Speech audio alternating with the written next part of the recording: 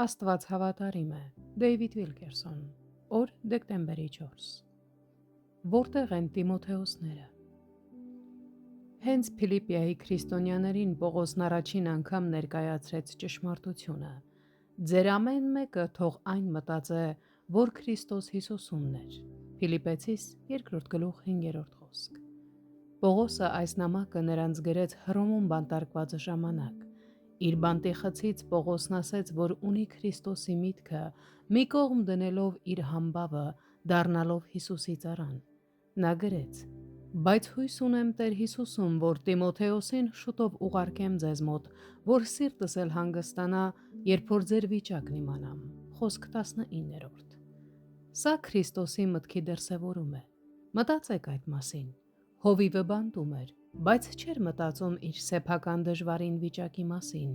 Նա միայն մտահոգված էր իր եղբայրների հոգևոր և ֆիզիկական բարեկեցությամբ։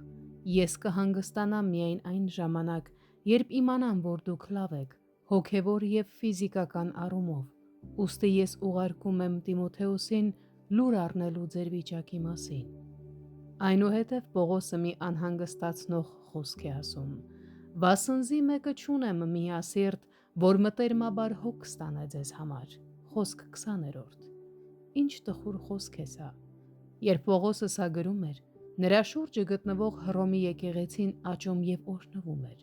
Ակնհայտ է, որ Հռոմի եկեղեցում աստվածավախ առաջնորդներ կային, բայց ինչպես Պողոսն ասաց, ես չունեմ ոչ մեկին, որ ինձ հետ կիսի Քրիստոսի միտքը։